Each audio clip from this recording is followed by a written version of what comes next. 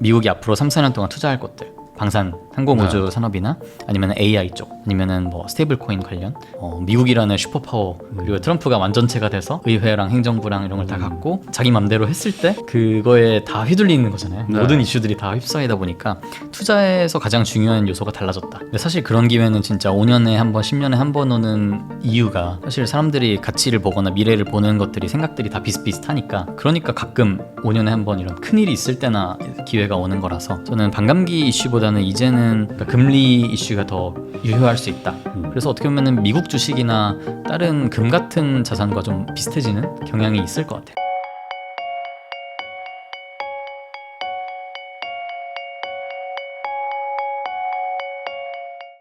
네, 그 작가님도 회사 생활 하시다가 투자를 성공해가지고 결국 이제 fired, 그러니까 은퇴했다라는 거 아닙니까? 그러면 어찌 보면 우리 시청자분들은 가장 그 워너비의 그런 것들을 이미 달성한 걸 수도 있는데, 과거에 뭐 어떤 시기에 어떤 투자해가지고 이게 소위 말하는 은퇴를 할 수 있었는지. 저는 사실 투자는 이제 2014년부터 대학생 때부터 시작은 했었고요. 2018년에 제가 그 회사 처음 신입사원으로 들어갔을 때부터 좀 본격적으로 투자를 좀 시작을 해서, 좀 저는 빅쇼트라는 영화를 계속 많이 보면서 투자 관련 책이나 영화를 많이 찾아보면서 투자로 인생을 바꾸려면 어떻게 해야 될까를 좀 스터디를 많이 했었는데, 빅쇼트라는 영화를 제가 8번 정도 그때까지 봤었는데, 그러다 보니까 이런 10년에 한 번 오는 그런 큰 흐름들, 변화의 파도에 올라타는 것이 가장 좀 인생을 바꿀 수 있는 좀 길이다라는 생각이 들었고, 마침 그러다가 2020년 3월쯤에 이제 코로나가 이제 전 세계적으로 좀 확산되면서 좀 폭락이 왔었잖아요. 그래서 그때가 이번에 약간 10년에 한 번 오는 기회일 수 있겠다. 2008년 그 서브프라임 모기지 사태 이후에 이제 왔구나.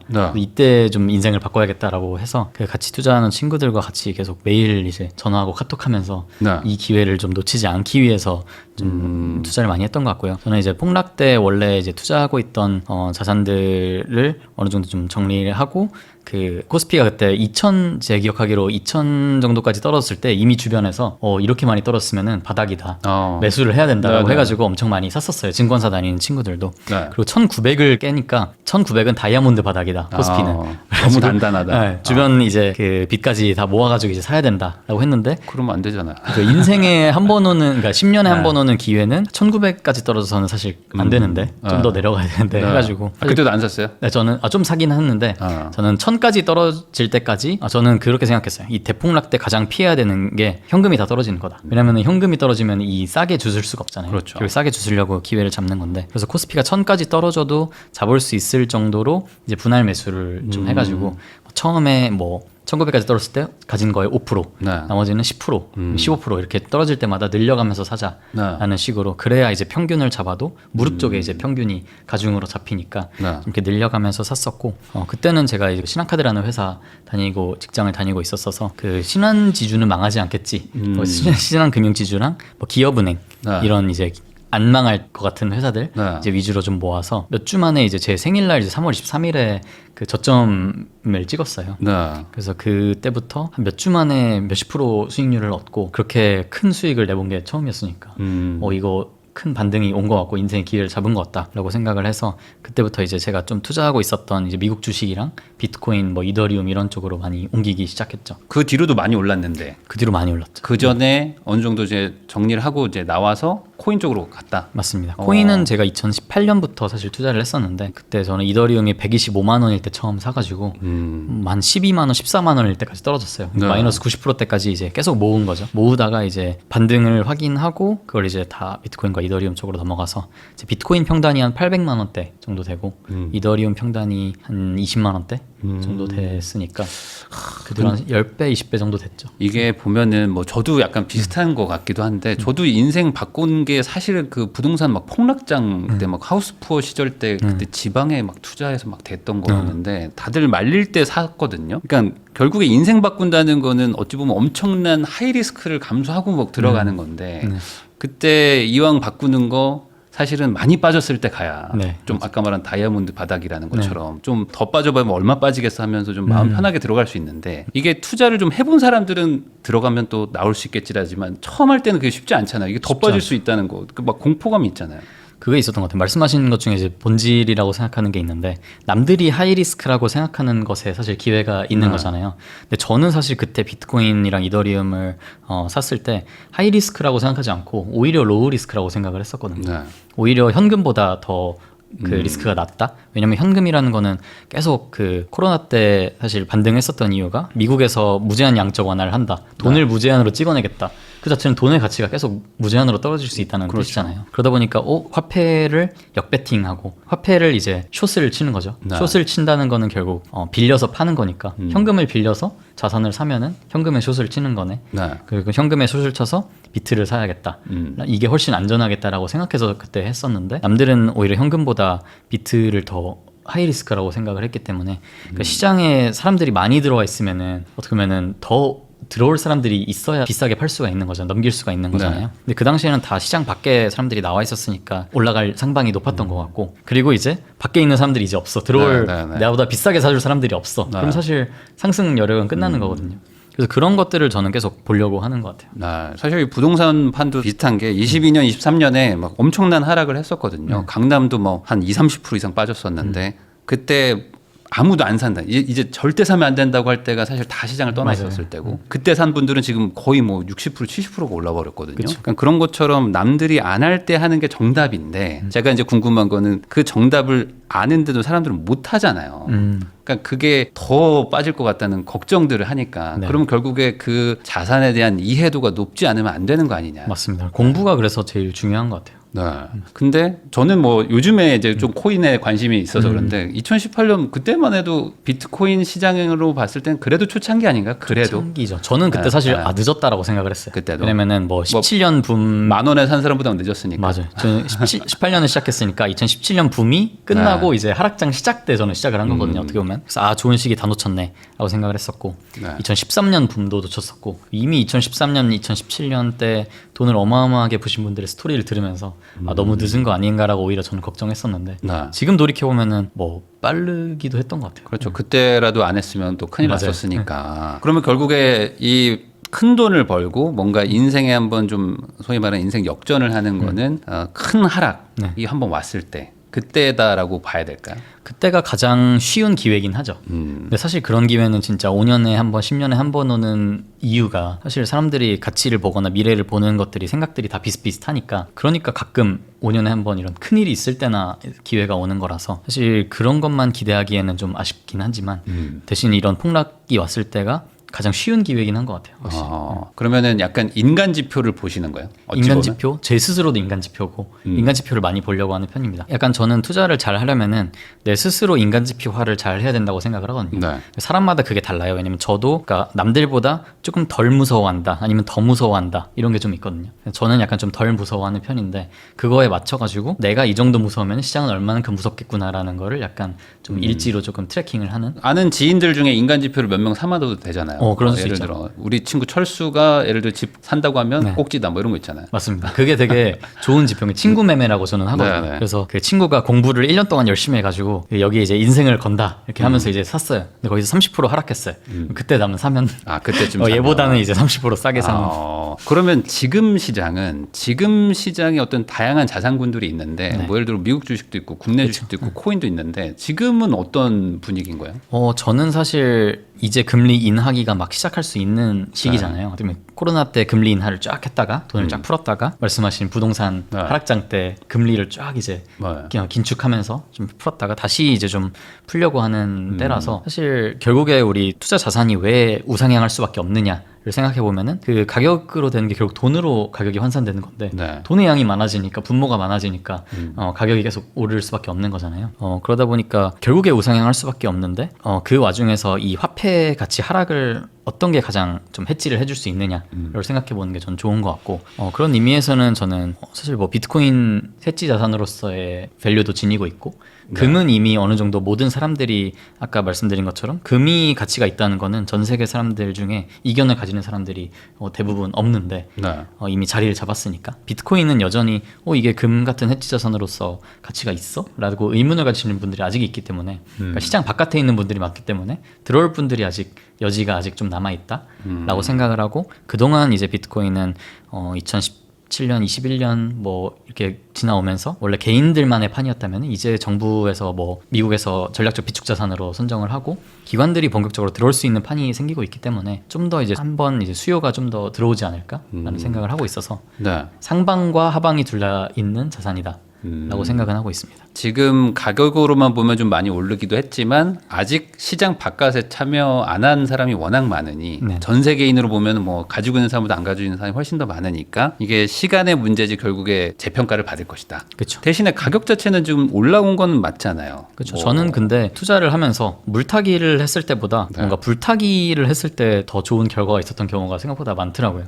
그러면은 그 말인즉슨 물타기라는 거는 떨어지고 있을 때 이제 네. 더 평단을 낮추는 거고, 근데 그거는 장기 투자 관점에서는 굉장히 의미가 있으나 3년 5년 지나고 후에는 굉장히 큰 의미가 있거든요. 왜냐면은 사람들이 지금 팔 때 싸게 사가지고 올라간다 이런 네. 건데, 불타기는 이미 사람들이 모멘텀이 있을 때 나도 더 갈 거라고 생각해서 넣는 거니까 좀 더 단기적으로 봤을 때는 효과가 좀 더 있었던 것 같고. 그러면 지금 코인 쪽이 어쨌든 조금 더 여력이 있다.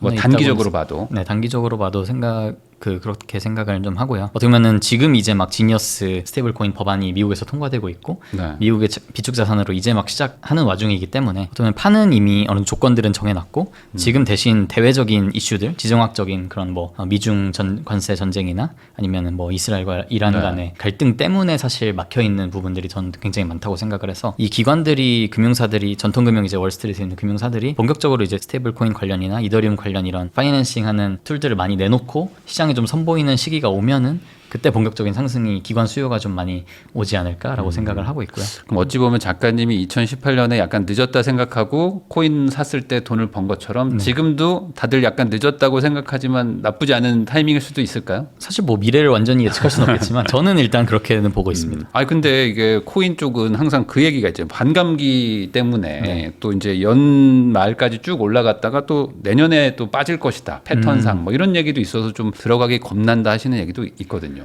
네, 저는 2018년에 처음 코인을 시작했을 때 그때만 해도 이제 개인 투자자들만의 판이었기 때문에 그때는 뭐 개인 투자자들만의 판, 기관 투자자들의 판 이런 생각 자체를 하지도 못했고, 왜냐면은 어떻게 기관이 비트코인을 사라는 생각을 하던 때였으니까 네. 그때만 해도 진짜 채굴 말씀하신 반감기 이슈가 제일 중요했었어요. 그것 때문에 저도 믿음을 갖고 2018년, 19년을 모아서 20년도 반감기 이후에 21년도에 오를 것이다 라는 예측을 해서 사실 그걸 맞춰서 할 수가 있었던 건데, 저는 지금은 상황이 좀 바뀔 수도 있다고 생각을 하거든요. 그러면 반감기라는 건 공급 이슈잖아요. 그래서 채굴이 점점 공급이 줄어든다, 공급량이, 신규 공급량이 줄어든다는 이슈인데, 그러면 지금은 전통금융으로 간 이상 그 공급 이슈보다는 사실 수요를 컨트롤할 수 있어졌기 때문에 금융사들이, 그래서 블랙록이나 마이크로스트레치 같은 굉장히 많은 비트코인을 보유하고 앞으로 더 살 수 있는 기업들이 사실 뭐 더 사거나 덜 사거나 하는 식으로 수요를 이제 조절해버리면은 사실 그게 훨씬 더 큰 이슈가 되는 거기 때문에 저는 반감기 이슈보다는 이제는 그러니까 금리 이슈가 더 유효할 수 있다.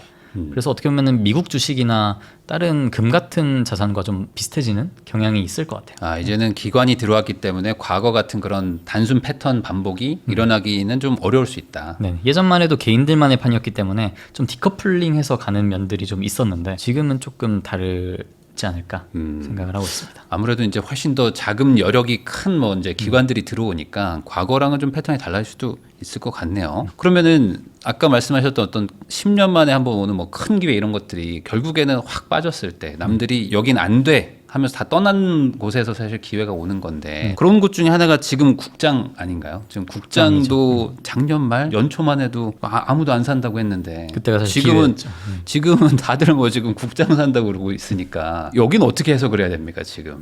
저도 이제 그 유튜브에서 그 얘기를 했던 게 이제 미장보다 국장이 더 매력적일 수도 있다.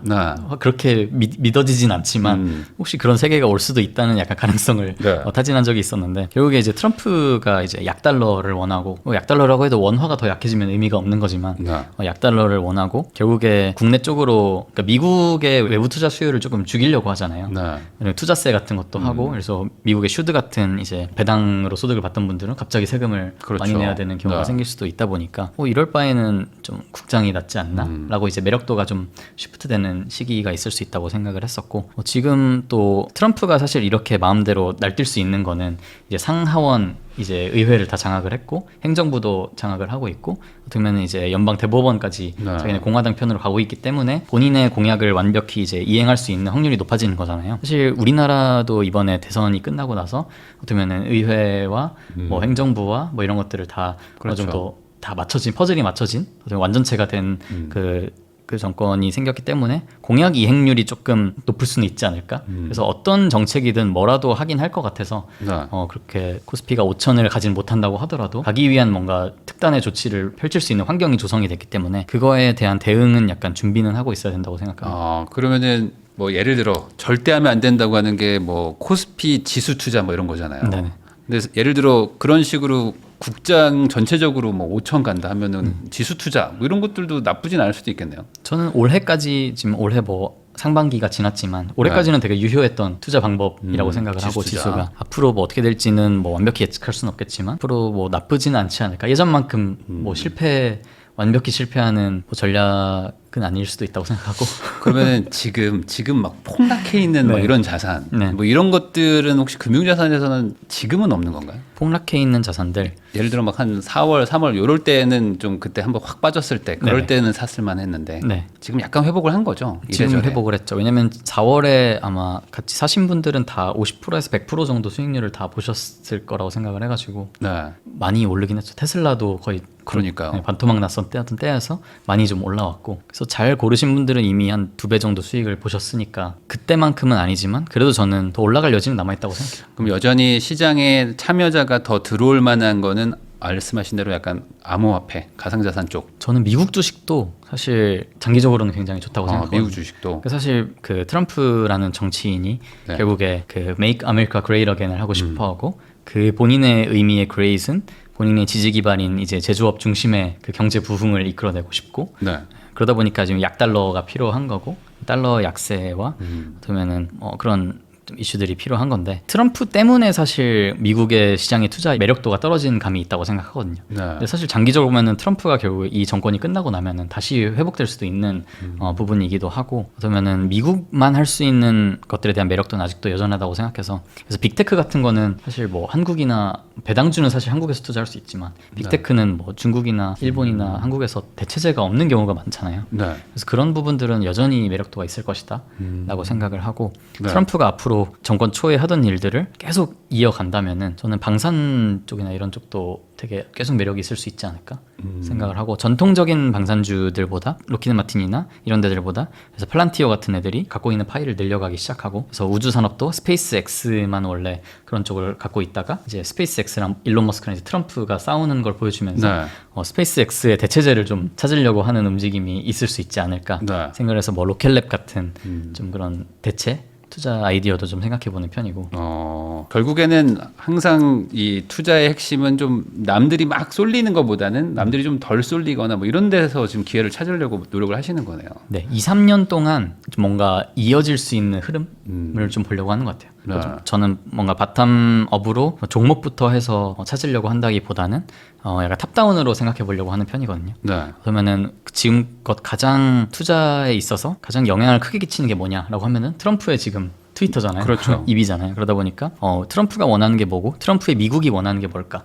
그리고 얘네가 3년, 4년, 5년 동안 앞으로 뭐 어떤 목표를 갖고 장기적으로 해나갈 거냐, 그걸 보면은 사실 앞으로 돈이 마르지 않을 분야를 찾아낼 수 있다고 생각을 하고, 그게 저는 뭐 중국과의 패권 전쟁, 네. 중국과의 패권 전쟁이 AI라는 판에서 하고 있고, 어떻게 보면 좀 이런 항공우주 산업 쪽에서 경쟁을 하고 있고, 아니면 달러 패권 경쟁을 하고 있고 하다 보니까 오히려 항공우주 산업이나 AI 쪽이나 달러 패권이라면은 스테이블 코인 같은 비트코인, 이더리움 이런 크립토 쪽, 네. 이런 쪽에 큰 매크로 그 업계를, 섹터를 좀 정할 수가 있다고 생각을 하고, 그 안에서 지금 이미 잘하고 있는 플레이어도 당연히 투자를 하지만 네. 그 외에 이제 남들이 말씀하신 대로 보지 않는, 남들이 아직 안 들어가 있고, 이 기세가 3년 이어지면은 보통 사람들은 이제 대장주를 들어갔다가 그렇죠. 넥스트를 찾을 네네. 거란 말이죠. 네. 그럼 그때 올라갈 수 있는 것들을 미리 찾는 식으로 저는 투자를 좀 하는 것 같아요. 그러면 결국에 그런 취지로 본인의 자산도 배분을 좀 해놓으셨을 거잖아요. 네네. 그러면 그 자산 배분을 어떻게 했는지를 말씀해 주시면 뭐 제일 좋을 것 같긴 해요. 자산 배분을 사실 뭐 비상장 투자는 저 많이 해놔가지고, 비상장 투자 쪽은 사실 가치 평가가 좀 애매해서, 그건 좀 애매하니까. 네, 좀 애매해서 그 외로 한다면은 현금은 저는 꼭 가지려고 하는 편이고 네. 뭐 10%에서 20%그 상황에 따라서 이거는 가져가려고 하는 편입니다. 언제든 좀 이렇게 유지하려고 하시는 네, 건가요? 언제든 유지하려고 하는 편입니다. 그래서 10% 정도는 갖고 있어야 나머지 90%를 내가 세웠던 원칙과 철학 들고 갈 수가 있는 것 같아요. 근데 20%의 현금이 없고 다 투자돼 있다. 네. 그러면 사실 이 하락장을 참을 수가 없거든요. 버틸 수 있는 힘이 없어지기 빠졌을 때문에. 때도 물도 좀 타고 네. 오를 때 불도 타고 해야 되니까. 저는 현금이 하나의 종목이라고 생각하고 가져가기 네. 때문에 무조건 포트폴리오에 그러니까 모든 게 폭락하고 있을 때는 현금이라는 자산만 혼자 가치가 상승하는 네. 그런 자산이기 때문에 그렇게 생각하고 가져가고 있고 제 투자 철학이 어떻게 보면 직장인 때부터 똑같았는데 좀 스트레스 없이 인생을 바꿀 수 있는 건강한 장기 투자라는 모토로 좀 투자를 가져가고 있어서 그런 현금이 있어야 스트레스 없이라는 부분을 네. 이제 할 수 있다라고 생각을 하고 그다음에 지금 크립토랑 미국 주식을 이제 위주로 투자를 하고 있는데 비상장 외에는 미국 주식보다 지금 크립토 쪽이 더 많긴 합니다. 크립토 쪽을 저는 한참 줄였었다가 2021년 쪽에 그때 이제 회사 퇴사하면서 어느 정도 또 사업 쪽에도 좀 발을 들여보고 싶고 해서 많이 정리를 했다가 재작년 말부터 23년 말부터 다시 좀 투자를 해서 좀씩 늘려가고 있고요. 저는 이제 그동안 개인들만의 판이었던 코인 시장에서 이제 미국이라는 엄청난 이제 수요자가 등장을 하고 그 안에서 지니어스 액트나 아니면은 그 비트코인을 전략적 비축 자산으로 했던 네. 것처럼 좀 국가 차원에서 좀 밀어주고 있다 보니까 트럼프의 이해관계에 맞아서 그런지 그러다 보니까 그 시장이 저는 좀 앞으로 벌어질 수 있다고 보고요. 그래서 그거를 좀 베팅하고 있는 것 같고 그 미국 주식은 당연히 뭐 테슬라나 엔비디아 뭐 이런 빅테크들 다 갖고 계실 그런 주식들도 투자를 하지만 그 외에 이제 제가 보고 있는 큰 틀에서 미국이 앞으로 3, 4년 동안 투자할 것들 그래서 뭐 방산 항공우주 산업이나 아니면 AI 쪽 AI 뭐 데이터 센터나 이런 에너지 쪽이나 아니면은 뭐 스테이블 코인 관련 그런 쪽에 이제 기업들에 투자를 해놓고 있는 편입니다. 그러니까 결론은 지금 트럼프의 방향성에 최대한 맞추고 있다. 맞습니다. 지금 상황에서는. 그리고 아마 이제 유동성도 풀리고 할 거기 때문에 그 돈이 2, 3년 이상 갈 곳에 내가 먼저 선점한다. 이런 생각으로 지금 해놓으신 거네요. 어떻게 보면 10년에 한 번 오는 기회라는 말이 어떻게 보면 가격만으로만 얘기하는 게 아니라 어떻게 보면 그동안 투자의 룰이 좀 바뀐다라는 느낌으로도 얘기하는 것 같아요. 어떻게 보면 그동안은 그렇죠. 좀 펀더멘탈을 보고 아니면은 뭐 업계 상승을 보고 아니면 재무제표를 보고 이렇게 투자를 했던 게 약간 올드스쿨이라면은 요즘은 약간 미국이라는 슈퍼파워 그리고 트럼프가 완전체가 돼서 뭐 의회랑 행정부랑 이런 걸 다 갖고 자기 맘대로 했을 때 그거에 다 휘둘리는 거잖아요. 네. 모든 이슈들이 다 휩싸이다 보니까 투자에서 가장 중요한 요소가 달라졌다. 지정학적 이슈와 네. 트럼프의 이제 목표가 투자에서 가장 중요한 변수가 돼버렸다. 그래서 공부도 그쪽으로 이제 좀 넘겨서 해야 된다라고 생각을 하게 됐습니다.